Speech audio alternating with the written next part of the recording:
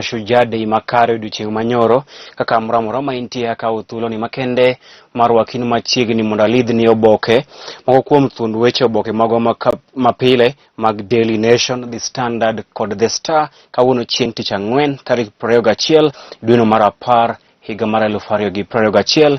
Nyinga Chris Owino. Mokwongo weyamiye kawuono e sigana kata Today in History.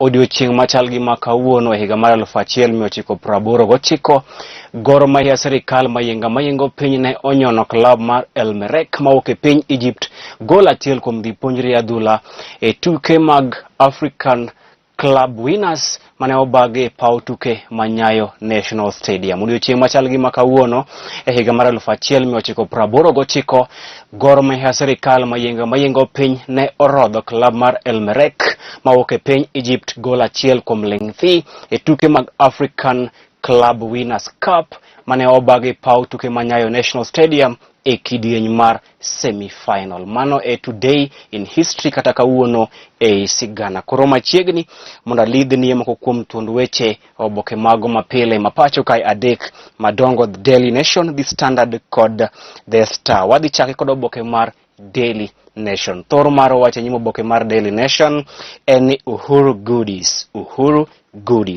Mashujaa Day gift to Kenyans includes immediate lifting of the dusk to dawn curfew that has lasted for nearly 2 years, a multi-billion shilling economic stimulus package targeted at critical sectors of the economy, police intervention for the youth, and easing of the cost of fuel and electricity in the next 2 months. Mich Mogundho mane ker Uhuru Kenyatta omiyo oganda mapacho kae odiochieng' manyoro e kinde nyasi mag Mashujaa Day mane obagi e kaunti ma Kirinyaga odiochieng' manyoro. Mich Mogundho ma ker Uhuru Kenyatta ne omiyo oganda mapacho kae e kinde nyasi mag Mashujaa Day mane obagi odiochieng' manyoro e kaunti ma Kirinyaga kama en nyasi mar Mashujaa Day mogik mar ker Uhuru Kenyatta apisi nikech Mashujaa Day mabiro higa manyien dhi yudo ka oseweyo apisi kaka ker mapacho kae. E kinde nyasi makamago ker Uhuru Kenyatta nyolando ber Mogundho mane omiyo oganda mapacho kae. Moko kuom ber mane ker Uhuru Kenyatta omiyo oganda kinde nyasi mag Mashujaa Day en wito oko chik mar curfew mosebedo e pacho kae kuom thuolo mar higni 2. Ker Uhuru Kenyatta ne owito oko chik mar curfew mane kumo oganda wuok chakre kata wuoth oko chakre saa 4 mar otieno nyaka saa 10 makogwen, kendo ne owito oko chik mar curfew kaka yo mar bero weche mag ohala e pacho kae. Ker bende ne omiyo grube mopogore omenda mar konyogi e chwalo weche mag dongruok. Moko kuom sectors mane oyudo Mich Mogundho odiochieng' manyoro oting'o sekta mar somo mane omi omenda maromo bilion 8 mar dhi gero classes manyien kaachiel kod keto e tim lai manyien mar somo mar CBC. Migawo mar somo ne omi omenda maromo bilion 8 mar gero classes manyien kaachiel kod keto e tim lai manyien mar somo mar CBC. Rowere bende ne okowe chien nikech piny owacho mar Uhuru ne omiyo rowere omenda maromo bilion 10 e chenro mong'ere kaka kazi kwa vijana, kendo ne owacho ni chenro mar kazi kwa vijana mano osebedo kamiyo rowere tije pacho kae dhi duogo kendo ne oketo omenda maromo bilion 10 mar keto e tim chenro mar kazi kwa vijana e okang' mar adek. Migawo mar pur bende ne omiyo omenda maromo bilion 1 mar konyo jopur nyiewo fertilizer kata miyo jopur fertilizer manego gi ni piny e pacho kae.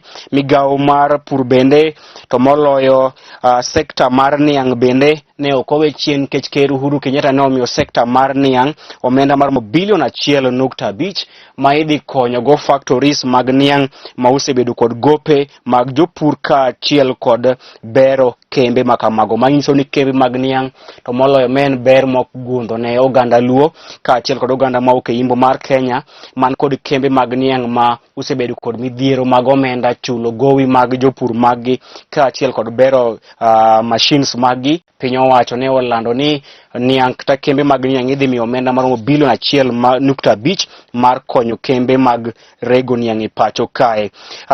Migawo kata sekta mar pur mar kahawa coffee bende ne oyudo omenda maromo bilion 1. To sekta mar thieth bende ne oyudo omenda maromo bilion 3.2 mar gero osuptende mag level 3 hospitals maromo 50 manyien e pacho kae.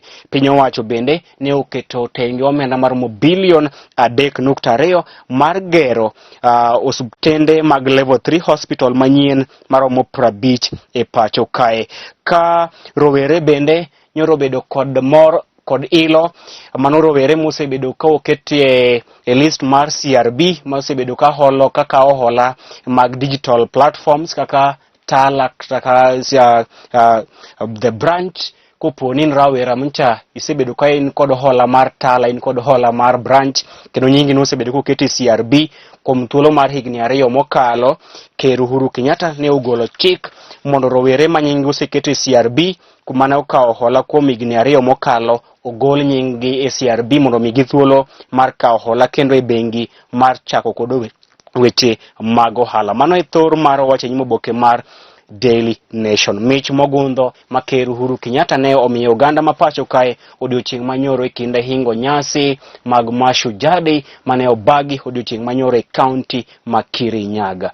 Ito boke mar 2 nyaka ito boke mar 3 poloso mana e wi nyasi mag Mashujaa Day mane obagi odiochieng' manyoro kama Ker Uhuru Kenyatta ne omoro oganda ma pacho kae bang' wito oko chik mar curfew mosebedo ka kumo wuoth mar oganda kochakore saa 4 mar otieno e pacho kae. Lendo makamane orwa kod mor mokalo kod oganda e pacho kae, to moloyo oganda mane oyuoro nyasi mag Mashujaa Day kar kata e pautuke ma Wang'uru Stadium.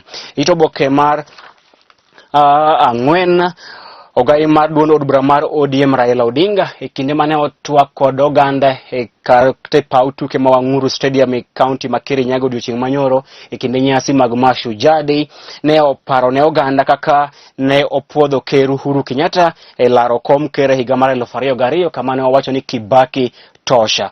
Mane owacho kaka yo mar sero oganda ma ok Mount Kenya region mondo dhi ogone mbulu e yiero maduong' mabiro. Raila ne owacho ni e kinde mane owacho ni Kibaki tosha ne en ranyisi makare ni onge sigu e kind oganda jo Kikuyu kod oganda onagi e pacho kae, kendo mane owacho kaka yo mar sero oganda ma ok Mount Kenya region e dwaro mare mar dhi laro kom ker e yiero maduong' mabiro.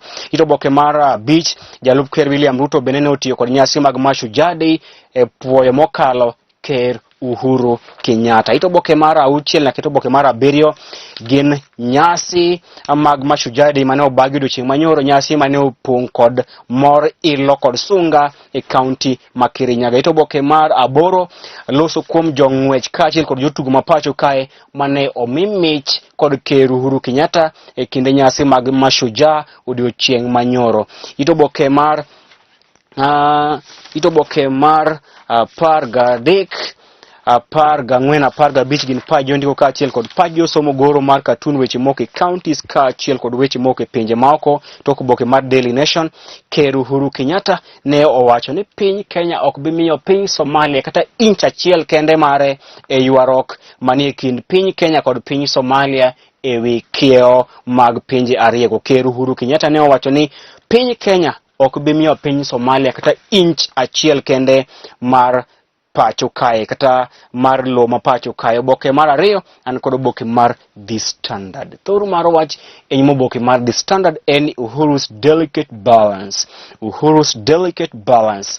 President lifts curfew to aid economic recovery and announces a raft of measures to reduce impact of COVID-19 in a delicate balance between keeping Kenyans safe and a return to normalcy.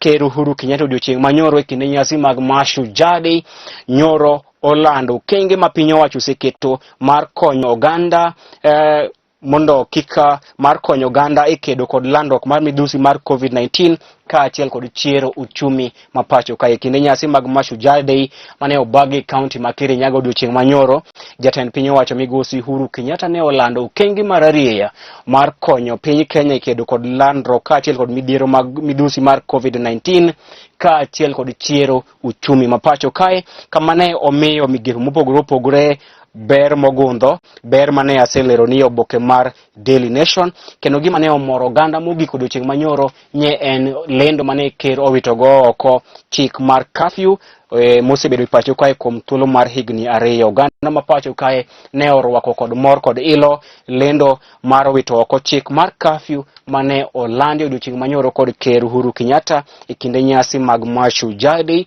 ma en nyasi mar Mashujaa Day mogik mar ker Uhuru Kenyatta e apisi ka ker mapacho kae, nikech Mashujaa Day mabiro dhi yudo ka ker Uhuru Kenyatta oseweyo apisi ka ker mapacho kae. Itoboke mar adek pod loso mana ewi nyasi sunga kod mor mane okwako nyasi mag Mashujaa Day odiochieng' manyoro paw tuke ma Wang'uru e kaunti ma Kirinyaga, kama wakeini ma hikgi oniang' ka achiel kod jodongo mag Oganda jo Kikuyu ne onyiso twang' margi e kinde mane gimiel e yo modimbore e kinde nyasi mag Mashujaa Day. Itoboke mar ang'wen, ker Uhuru Kenyatta ne oketo tenge omenda mar bilion 25 mar konyo chenro mar chiero uchumi, konyo rowere, konyo jopur ka achiel kod sectors mamoko e pacho kae. Ker Uhuru Kenyatta ne olando ni piny owacho mare oketo tenge omenda mar bilion 25 mag konyo rowere, mag konyo jopur ka achiel kod sekta mamoko mag somo, sekta mar thieth ka achiel kod sekta mar pur e pacho kae. Itoboke mar abich nye en mor kod ilo e kinde man ker Uhuru Kenyatta ne owito oko chik mar curfew. Itoboke mar auchiel, jang'wech mar aputh njir mapacho kae Ferdinand Omanyala en achiel kuom oganda mane omimich kod ker Uhuru Kenyatta e kinde nyasi mag Mashujaa Day. Moko kuom jong'wech ka achiel kod oganda mane omimich mag Mashujaa Day odiochieng' manyoro ne oting'o Virginia Aoko, Justice Effie Owuor, Pitson, Chris Adwar, Agnes Kagure, Humphrey Hayange, mano mar jatugo pitch akore pacho kae ka achiel kod jang'wech milong Ruth Chepngetich. Magi moko kuom jotugo mane odhial kod ker Uhuru Kenyatta e kinde nyasi mag Mashujaa Day odiochieng' manyoro. Itoboke mar abiriyo, ogai mar ODM Raila Odinga kod jalup ker William Ruto ne otiyo kod nyasi mag Mashujaa Day odiochieng' manyoro e jiwo kendo goyo debe ne dwaro margi madhi laro kom ker e yiero maduong' mabiro. Itoboke mar aboro nyaka itoboke mar 10 loso mana ewi nyadhi sunga kod mor mane okwako nyasi mag Mashujaa Day odiochieng' manyoro e kaunti ma Kirinyaga. Itoboke mar 8, piny owacho ne oketo tenge omenda mar bilion 8 ne migawo mar somo, omenda ma idhi tiyogo e gero classes manyien mar 10,000 e pacho kae ka achiel kod keto e tim lai manyien mar somo mar CBC.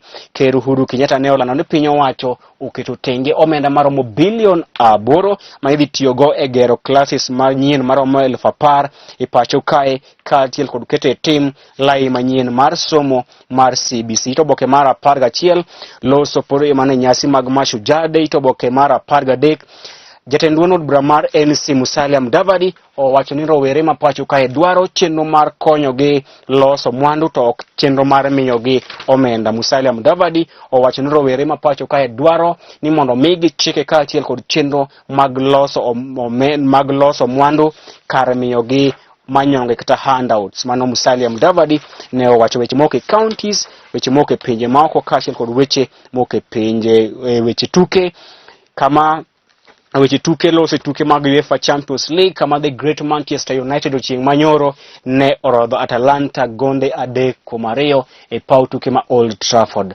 Atalanta ne temo tugo kodwa nyorodh kaka sadhi. Oboke mogik an kod oboke mar The Star. Thoro mar wacho nyimo oboke mar The Star en Uhuru's goodies to Kenyans on his last Mashujaa Day. Uhuru's goodies to Kenyans on his last Mashujaa Day. Government will pump Kenya shilling 8 billion in building classrooms, 1 billion for each tea and coffee sectors, and another 1.5 billion for sugar.